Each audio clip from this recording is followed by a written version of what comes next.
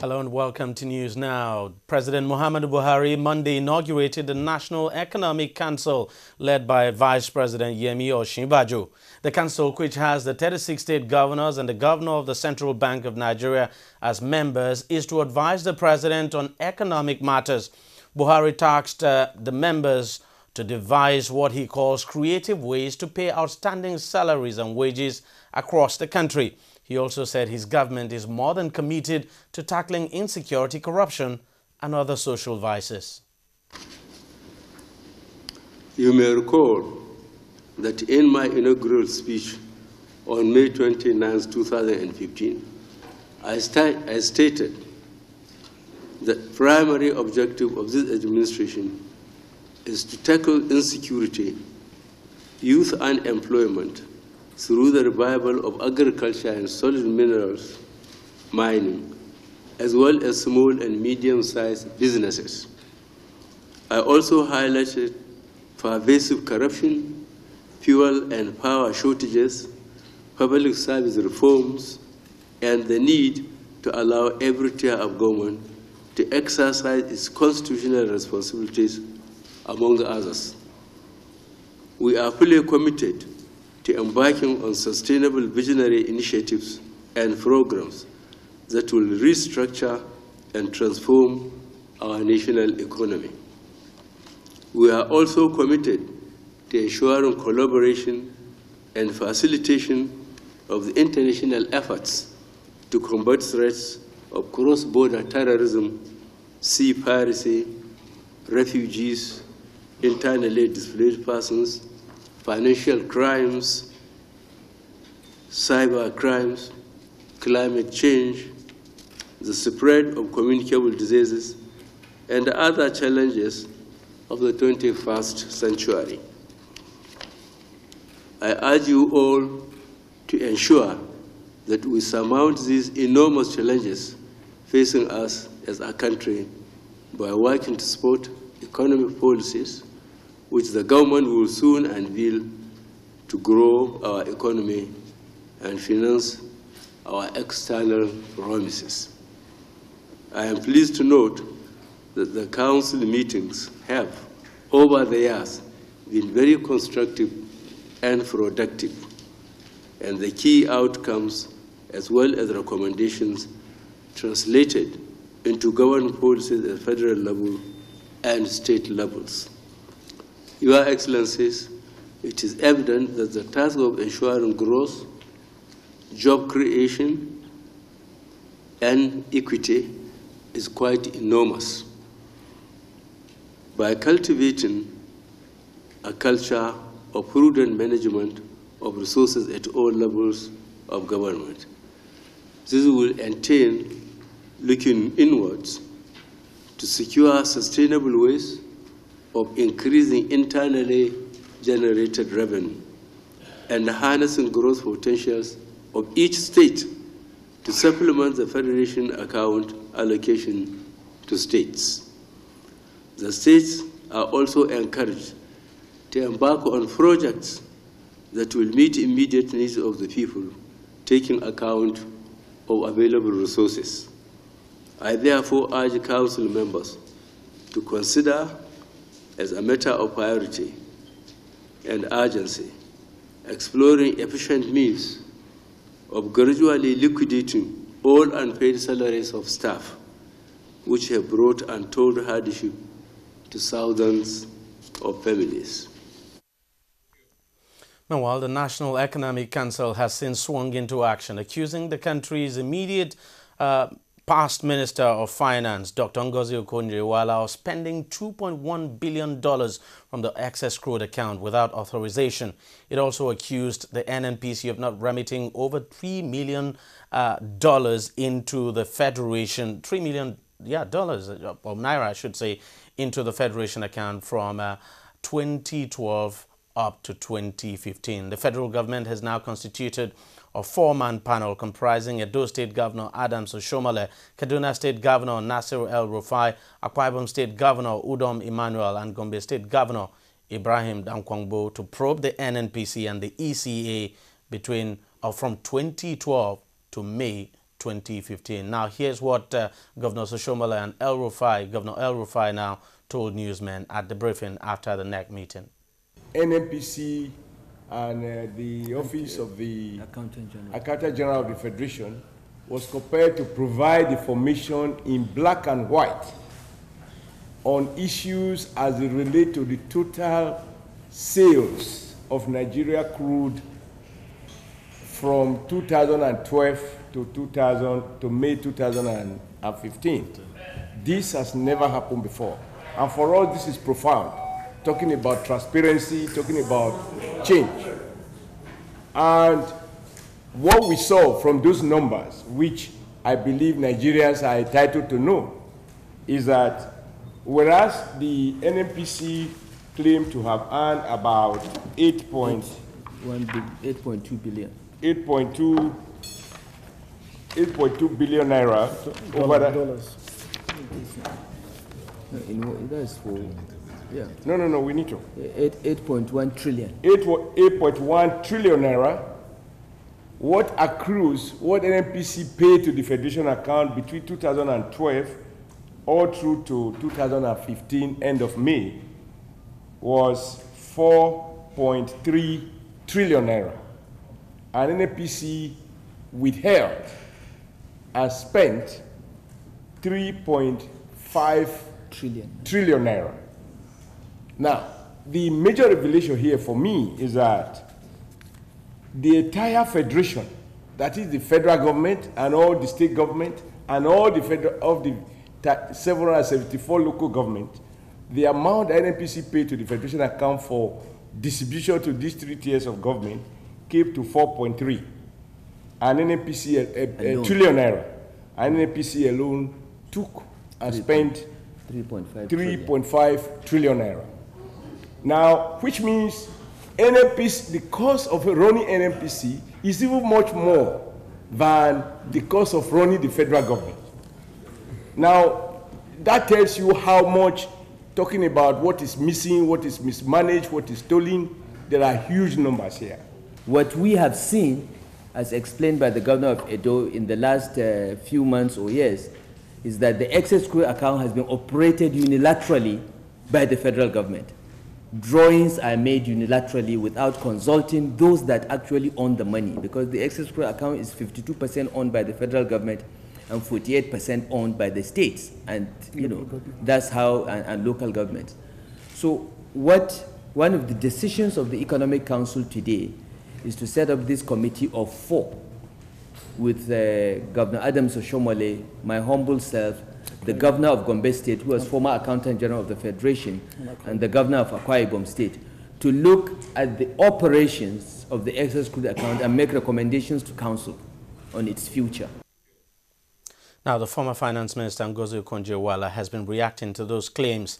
In a statement by her media advisor Paul Nwabuku, the former Finance Minister described allegations that she spent $2.1 billion out of the excess crude account without authorization as, quote, false, malicious, and totally without foundation.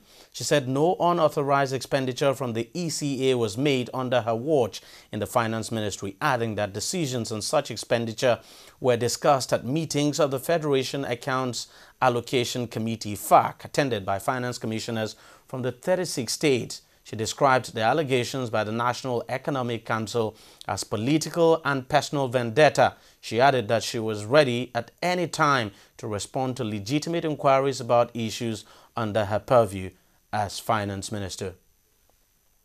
Nigeria Senate President Bukola Saraki has said the crisis currently rocking the country's parliament would soon be a thing of the past. He told a delegation led by France's ambassador to Nigeria, who came to pay him a courtesy visit, that the lawmakers are gradually settling down and putting events of the past few weeks behind them. You must have observed some of the events of the last few days. Sometimes, as you all know, I'm sure when we go through elections, so these sort of things do tend to happen. But gradually, as you can see, we're settling down, and that will really be a thing of the past. I don't think in any way, I can assure you, will affect the collaboration or cooperation between the National Assembly and the Executive to lead by example. And of course, the fight against corruption, which is a key issue for the President Muhammadu Buhari administration, that we're going to give all our support to see how that can be improved on, how different agencies can be more efficient. If there are overlaps, we can see how to improve and streamline and ensure that these areas are addressed. Deputy Senate Leader Bala Ibn Na'Allah has dismissed the statement credited to the former national chairman of the ruling All Progressives Congress, BC Akande, that the North conspired to put in place the current leadership in the National Assembly against that proposed by the party. Speaking to newsmen in Abuja, Senator Na'Allah said talks about conspiracy by any section of the country are not correct. He also said he does not believe the former APC chairman could have said what is being ascribed to him. Mr. Akande is a very respected senior member of this country, and I am not so sure he has not been misquoted as it relates to that issue. But even where it exists, I am absolutely sure that that cannot be the correct statement of the situation.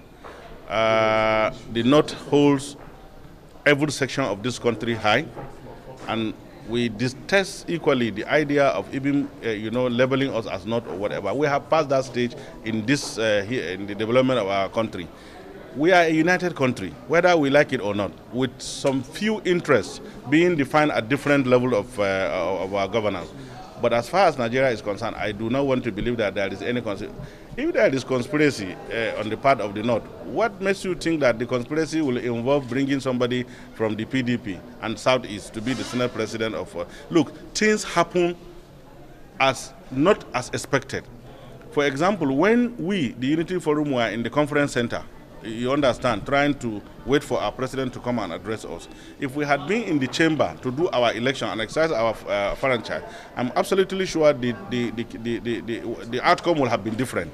So I do not want to believe that that statement has not been erroneously attributed to Chief BC Akande. We hold him in high esteem, and I don't want to believe that that is an issue that we should talk about. Now, from this very moment on, Professor Tahiru Jega is no longer the chairman of Nigeria's election regulator, INEC. That's the Independent National Electoral Commission. Professor Jega today bowed out as the chairman of INEC, handing over to the most senior national commissioner in the commission, Mohammed Wali. Jega's tenure came to an end today, of course, and the former INEC boss who took over from Professor Maurice, who supervised the election that brought in former President Goodluck Jonathan into power, and the March and April 2015 general elections that brought in the current President Muhammadu Buhari. He introduced the use of the permanent voters' cards and card readers for accreditation and voting during the last election. He would be remembered as the man who conducted free and transparent elections for the country during his time as chairman. I have done a letter now to Mr. President informing him that my tenure was to expire yesterday, and under those circumstances I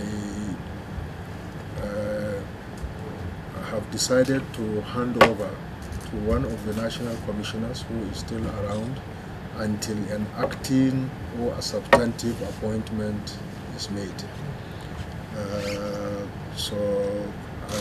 I propose to hand over to Ambassador Muhammad Ahmad Wali, who has a relatively longer span, at least longer than those who are living in July, although not as long as those who will be there until, I think, November or December. I will leave INEC not only gratified and thankful to Almighty Allah for ensuring that we had a successful tenure, but also thanking you most especially for your camaraderie and collaboration and partnership and teamwork, which has enabled us to witness this day today. May God Almighty continue to bless each and every one of us, and also bless our future endeavors. I wish all of you all the best, and I definitely will keep in touch. Yes. Nigeria's ruling All Progressives Congress APC has been defending President Muhammadu Buhari over complaints that his government is a bit too slow. Addressing journalists in Lagos, APC spokesperson Lai Mohammed said President Buhari is being slowed down by what he calls the many corrupt practices engaged in by the last administration of former President Goodluck Jonathan. He also said despite the enormous task before the president, he's begun achieving results. The Buhari administration got the handover notes from the former government just 4 days before the inauguration, hampering its efforts to have a clear understanding of the situation on ground before taking the necessary measures to address it. If any disease is not appropriately diagnosed, it cannot be effectively treated. Any government that is truly desirous of bringing about real change will not act hastily and without the necessary understanding of what is on ground. Coupled with the delay in getting the much-needed information, that takes time. Recall that when we raised the alarm over the delay in getting the handover notes, the former government even accused us of seeking to form a parallel government. Secondly, Nigeria has never witnessed this kind of transition before. What the country had been accustomed to is transition from one government to another under the same ruling party, not from the ruling party to the opposition as we have now. The implication is that this is a new learning curve with its attendant hiccups. Thirdly, never before has the ship of Nigerian state been steered aground as we have it now. Never before have Nigerians been this expectant from any leader or any government. These are all the more reasons to get things right once and for all. Against corruption ranks very high on the list of the Buhari administration's priorities, and justifiably so.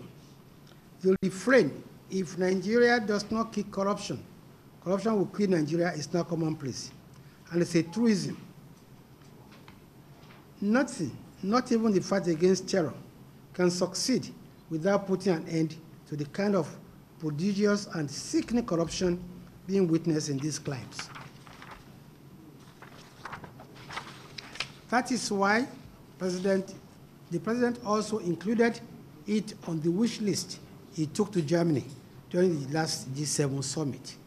Thankfully, some Western nations have now assured the Buhari administration of all possible assistance in its efforts to recover the billions of naira that was spirited away from the public till by public officers who abused their office during the immediate past administration.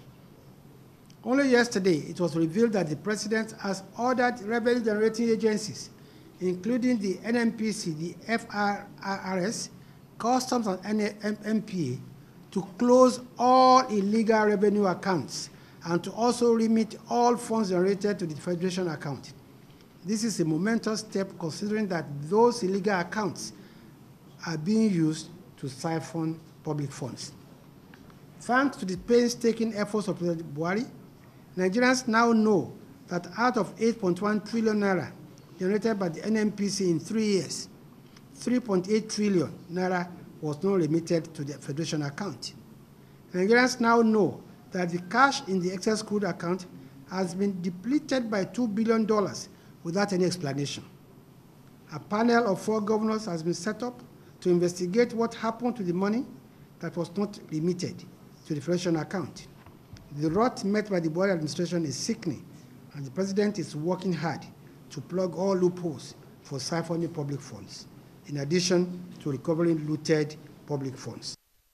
Now we'll take a short break, and News Now will be right back. Every day, every hour, and every minute, news break in Nigeria. Things happen so fast, it's most times difficult to track and comprehend them. But that's what we do right here on TV360. 2015, would you want to come back again? It's like asking Jesus Christ if he knew he was going to die, will you want to come back as the savior of the world again? We do not just help you track the stories, we break them down, explore all the angles, analyze the issues so that you can fully comprehend the stories and use them to make the right decisions.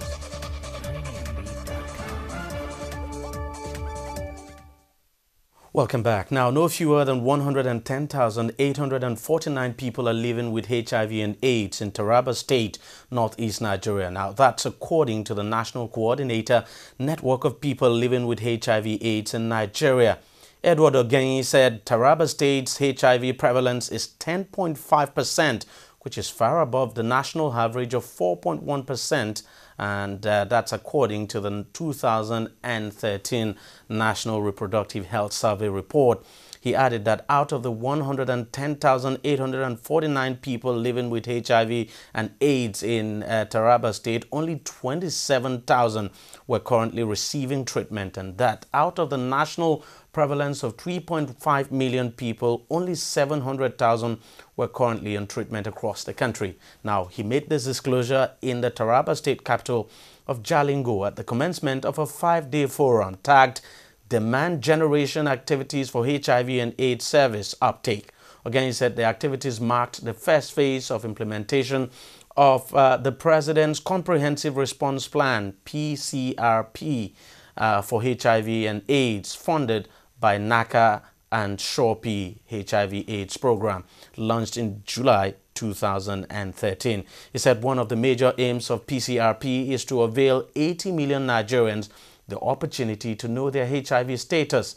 The national coordinator urged Taraba House of Assembly to provide or to prioritize HIV and AIDS in its budgetary allocation for 2016 and beyond. ActionAid Nigeria has lent its voice to the escalating rate of poverty and corruption in the country, saying that despite Nigeria's robust growth, it has failed to generate decent jobs and that poverty is still widespread. In his first phase of public presentation on poverty in Abuja Tuesday, Ojobo Atuluku, country director of ActionAid Nigeria, lamented the unenviable position the country occupies on all international rankings over the years. She said corruption is a driving force behind poverty and that ActionAid Nigeria believes poverty is man-made and can be eradicated.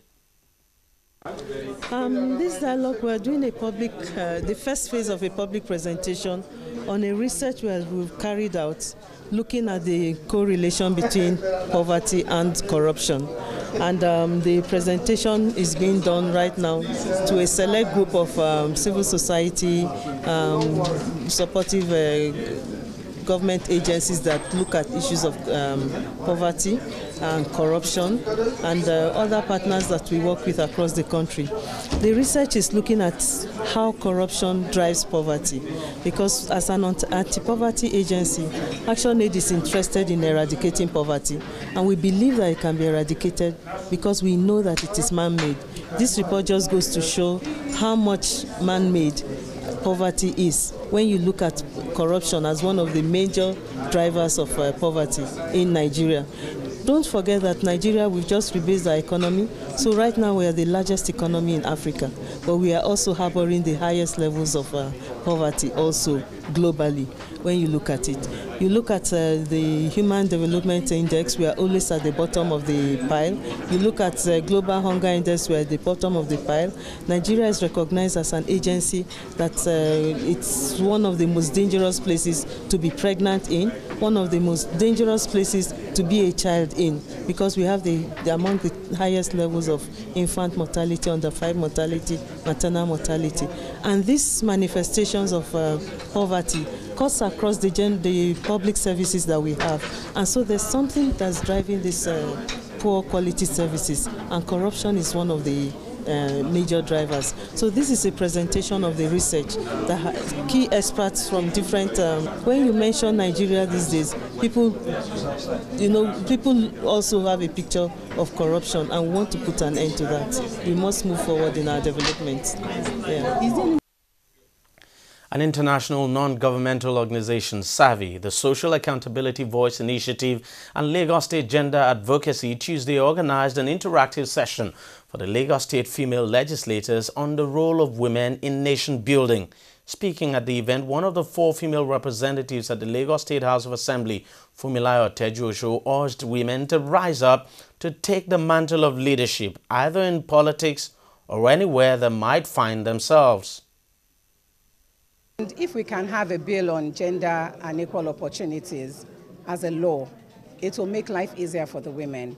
You know, when you talk about gender, we appreciate the fact that for a long time, the women, we've had the short end of the stick for a very long time.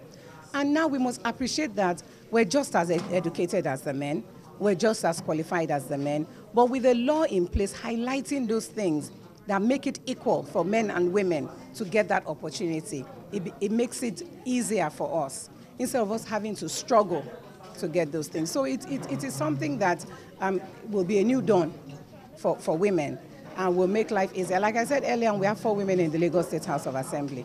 In other assemblies in Nigeria, we don't even have women. In the House of Reps, you know, there are not enough women. In the Senate, we don't have enough women. We're not really saying that give us the position because we're women, period. We're saying give us the positions because we are just as qualified and we can do the work. We have a lot of women in politics that at night time when they're having meetings, the women are also there, having the meetings alongside the men. And we must appreciate that and continue to encourage women to do more. We know that most of these issues around gender that we have been, stressing ourselves to ensure that we push, that we have, quality representation of women in political positions, ensuring that issues around female genital mortality is brought to the merest minimum, because even in the Southwest, it's still prevalent here more than other region of the country. All these issues around gender that we have been trying to push, even inclusion issues, will be a thing of the past by the time it is passed into law. But I need to let us know that not just passing into law is the issue, but implementing it. There are so many laws in Lagos State that have been passed into law, but they are just there, they are not being implemented. And civil societies are savvy. We will not relent in our effort to ensure that those laws are being implemented. So if this bill eventually becomes a law, we will still intensify effort to ensure that it's being fully implemented. Gender is one of the Millennium Development Goals, the 8 Millennium Development Goals, and we are doing quite a lot in taking this forward. Number one, giving voice to women. Like I said when I was making my goodwill message, that there was a time in Nigeria that women cannot vote. Now we can vote, now we can come out for people to vote for us. So there's this awareness that you have rights, exercise this right, take your position at the local government level, go and collect forms. Positions is not only for men. So we are advocating, we are doing a lot of sensitization program. And like I mentioned, I said 49% of Nigeria population is 49. The women population in Nigeria is 49%. And if half of your body is not functioning well, that's paralysis. So if women are not involved in issues of gender, in issues that concerns the society, I can tell you we cannot have a better society. The Central Bank of Nigeria, CBN, has extended the registration for the bank verification number BVN, which was meant to end today to 31st of October 2015. Chaotic situations were recorded in most bank premises in Nigeria Monday as hundreds of customers besieged banks in a bid to beat the deadline for the BVN enrollment. The bank verification number is a central bank initiative which was launched in February 2014 and it's been supported by the Bankers Committee. It is aimed at protecting bank customers and further strengthening the Nigerian banking system. It was, among other things, introduced to address safety of customers' funds and avoid losses through compromise of personal identification numbers and other criminal activities in the industry. The BVN is a unique number that enables one person to have a single identity in the banking system. It basically ensures that a customer's identity is not stolen. A customer is only expected to register at one bank, irrespective of the number of accounts he has. The Greece government has requested a new bailout deal from the Eurozone to save its crashing economy just hours before the deadline for it to repay 1.6 billion euros to the International Monetary Fund, IMF. Greece is asking for a new 2-year 29.1 billion euro aid deal for a bailout mechanism for Eurozone countries. The letter the Greek government sent to the ESM and the Eurogroup also asked again for an extension to the current bailout in order to ensure that a technical default is not triggered. Eurozone finance ministers will discuss the Greek offer in a teleconference on Tuesday evening. reaching an agreement on a third bailout could take weeks, if not months. Failure to repay the IMF loan may risk Greece leaving the euro. The European Commission, which is one of Greece's creditors, wants Athens to raise taxes and cut welfare spending. No advanced economy has ever missed a payment on an IMF loan, amid fears of a Greek default on its huge public debt of 323 billion euro and a possible exit of the euro. Long queues of people are continuing to snake from many cash machines in Greece, where withdrawals are capped at just 60 a day. To sports now, Italian giants AC Milan have terminated the contract of Ghanaian international Muntari. The 30-year-old midfielder, who signed for the San Siro club in June 2011, has spent the last 3 seasons there, making a total of 82 appearances, scoring 13 goals. New boss Sinisa Mihailovic deemed the Ghanaian surplus to requirement, and with only a few days left in his contract, the club have decided to release him. Muntari and AC Milan announced that they have mutually resolved to terminate the sporting contract that bound them, the Italian club stated on their website. The Ghanaian has played for 5 different clubs, including both Milan Giants, Inter Milan and AC Milan in his career since making his debut for Udinese in 2002. He has played in 297 career club games and scored 35 goals. European football governing body UEFA has approved changes to its financial fair play rule, FFP. The changes were made following the opening day of UEFA's executive committee meeting in Prague, with the governing body confirming that the changes will take effect from July 1st. UEFA President Michel Platini confirmed the changes while adding that the changes were made to give more opportunities for sustainable growth and development. He said the new regulations are an expansion and a strengthening of financial fair play. The FFP rules, which were introduced as a means of restricting clubs, from spending beyond their means, thereby piling up debts, has been relaxed in an attempt to make more teams competitive and ensure clubs are more attractive for new investors. The relaxing of the rules comes after UEFA found that collective losses by clubs decreased by 70% over the last 3 years, pointing to how European football grew despite the tough economic climate on the continent. Cardiff's Millennium Stadium will be hosting the 2017 UEFA Champions League final. The 74,500 capacity stadium, which has previously hosted previous events such as the 2014 UEFA Super Cup, the English FA Cup final, Community Shield and some football matches at the London 2012 Olympic Games, was confirmed as host by European football governing body UEFA. Following the announcement, Welsh star Gareth Bale and Aaron Ramsey expressed their excitement at the announcement and said that the presence of the Champions League final in Cardiff will surely increase the stock of the Welsh game. Bale said, quote, "These are exciting times for Welsh football. It feels like the whole country is behind us as we attempt to reach next year's UEFA Euro 2016 finals in France," end of quote. Well, we can only say congratulations to Cardiff and, of course, congratulations to Gareth Bale and Aaron Ramsey. That's it in News Now for now. We're back again shortly.